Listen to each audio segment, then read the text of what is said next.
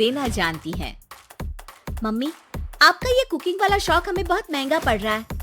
घर में सब कुक के हाथ का बना खाना खाते हैं, फिर भी आप अलग से खाना फेंकने के लिए क्यों बनाती हो? पता भी है कि इतना पैसा खर्च होता है। अरे पर बहू, मैं तो सब रोहित के पसंद का खाना बनाती हूँ। मम्मी, वो सब मुझे बचपन में पसंद था। अब इतना तेल खिलाकर बीमार करोगी क्या? वैसे भी मैं पूरा समय कभी क्लाइंट तो कभी बॉस के साथ मीटिंग में रहता हूँ, इसलिए आप अपनी बर्बादी को मेरा नाम तो मत ही दीजिएगा। ये है पिंकी की सास निर्मला, जिन्हें सबको अपने हाथ का खाना खिलाना बहुत अच्छा लगता है, लेकिन राहुल और पिंकी को ये पसंद नहीं है। इसी के चलते वो निर्मला को खाना बनाने के लिए 10 बातें सुनाकर वहाँ से चले जाते हैं। मेरे मन में तो सिर्फ अपने बच्चों के लिए प्यार है, पर शायद अब उन्हें मेरी जरूरत नहीं है। मुझे गांव वापस चले जाना चाहिए। जहाँ एक तरफ निर्मला दोबारा गांव जाने के बारे में सोच रही होती है, वहीं उसका पोता परम अपनी दादी के शौक को प्रोफेशन में बदलने का आइडिया सोच रहा होता है। अगली सुबह निर्मला गांव वापस जाने के लिए कपड़े पैक कर ही रही होती है कि परम फोन लेकर दादी के पास पहुंचता है। दादी, आप कहीं नहीं जाओगी? अरे नहीं बेटा, मेरा गांव चले जाना ही ठीक रहेगा। इससे तुम्हारे मम्मी पापा की सारी दिक्कतें भी खत्म हो जाएगी। दादी, वो तो ना आपके आने से पहले कम थी और ना ही आपके जाने से खत्म होगी। उन्हें हमेशा पैसों की टेंशन में ही रहना है। मेरे पास आपको यहाँ रोकने का आइडिया है। आइडिया? मतलब मैं कुछ समझी नहीं। इस पर परम अपनी दादी को YouTube खोलकर उसके बारे में सब कुछ बताता है, जिसे सुन दादी कंफ्यूज हो जाती है। अरे बच्चे, तूने इस बुढ़िया के बारे में इतना सोचा, वही बहुत बड़ी बात है। देख, मुझे ये सब समझ में नहीं आता, तू मुझे जाने दे बेटा। अरे दादी, इसमें कुछ मुश्किल नहीं है, मैं हूं ना हेल्प के लिए।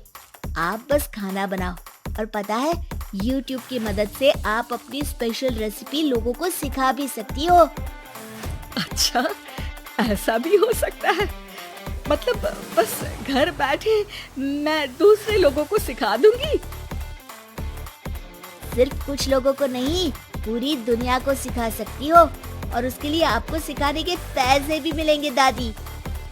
इस पर बहुत देर तक दादी को YouTube के बारे में समझाकर आखिर में परम उन्हें कन्विंस कर ही लेता है, जिसके बाद वो गांव जाने का प्लान कैंसिल कर YouTube चैनल शुरू कर देती है।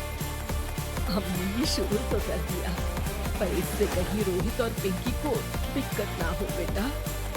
दादी, वो आपके बारे में नहीं सोचते तो आप क्यों उनके बारे में इतना सोच रही हो? इसके बाद दादी पोता मिलकर खाने के वीडियो और साथ ही उनके ट्यूटोरियल की वीडियो बनाकर उन्हें YouTube चैनल पर अपलोड करने लगते हैं। सब खुशी से चल रहा होता है कि कुछ हफ्तों में ही पिंकी को इसकी खबर हो जाती है। हमारी पीठ पीछे घर में ये सब क्या चल रहा है? अरे मम्मी, आपको तो अपना टाइम पास करना है, पर उसमें मेरे बेटे का फ्यूचर क्यों खराब कर रही हो? पढ़ाई के टाइम आपके साथ किचन में लगा रहेगा तो फेल ही हो जाएगा ना। वैसे इस YouTube वाले के शौक के लिए आप जो फैंसी डिशेस बना रही हो, उसके पैसे कहाँ से आ रहे हैं? मम्मी, आपको हमेशा पैसों की चिंता ही क्यों लगी रहती है? और रही बात मेरी पढ़ाई की, तो आपसे ज्यादा दादी को उसकी चिंता है, इसीलिए मेरी पढ़ाई के बाद ही वो ये काम करती है। परम, अपनी मम्मी से बात करने का ये कौन सा तरीका है? और मम्मी ने पैसों के बारे में कुछ गलत तो नहीं पूछा? जब घर में हम दोनों कमाते हैं तो ये पूछने का अधिकार तो है कि पैसे कहाँ इस्तेमाल हो रहा है। मम्मी का ये जानना जरूरी बनता है। पापा, आप अपनी मम्मी से कैसे बात करते हो, ये तो मैं देख ही रहा हूँ। तो आपके मुंह से ये बातें तो अच्छी नहीं लगती। और रही बात पैसों की, तो आप दोनों हर समय मुझसे दूर रहने की कंपेंसेशन में जो पॉकेट मनी देते हो ना, हम उसी से ये सब कर रहे हैं। इस पर परम अपनी दादी को लेकर वहाँ से चला जाता है, जिसके बाद पिंकी और रोहित YouTube चैनल बंद करवाने की बहुत कोशिश करते हैं, लेकिन परम ऐसा होने नहीं देता। इसी तरह महीने बीत जाते हैं, पर चैनल का कुछ खास ग्रोथ ना देखकर निर्मला निराश हो जाती है।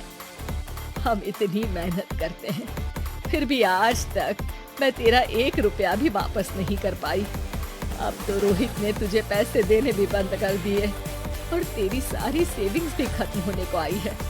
बेटा, मुझे लगता है कि हमें ये सब बंद कर देना चाहिए। दादी, YouTube चलने में मेहनत के साथ ढेर सारा सब्र भी लगता है। देखना, कुछ महीनों में सब सिर्फ आपको ही देखेंगे और अगर फिर भी कुछ नहीं हुआ तो बंद कर देंगे। परम की बात से दादी मान जाती हैं और वो अपना काम जारी रखते हैं। अगले ही महीने दुनिया में लॉकडाउन लग जाता है, जिसमें सब घर में तो बंद हो जाते हैं, लेकिन साथ ही पिंकी की जॉब चली जाती है और रोहित के ऑफिस में भी ज्यादा अच्छे हाल नहीं होते। लेकिन वहीं लॉकडाउन के असर में निर्मला के सब्सक्राइबर्स और व्यूज बढ़ने लगते हैं। देखा दादी, मैंने कहा था ना, एक दिन सब आपको ही देखेंगे। अब तो आप बस रोज एक वीडियो अपलोड करो और जादू देखो। इसी के साथ लॉकडाउन के कुछ ही महीनों में निर्मला खाने वाली दादी के नाम से सारे सोशल मीडिया पर फेमस हो जाती है, जिस वजह से अब उन्हें YouTube के पैसों के साथ पेड एडवर्टीजमेंट और पेड प्रमोशन भी मिलने लगते हैं। उन्हीं पैसों की मदद से निर्मला अब बेटे बहू की नौकरी ना होने पर घर का खर्चा भी चलाने लगती हैं, जिसे देख रोहित और पिंकी को भी अपनी गलती का एहसास होता है और वो सब मिलकर निर्मला को सपोर्ट करने लगते हैं।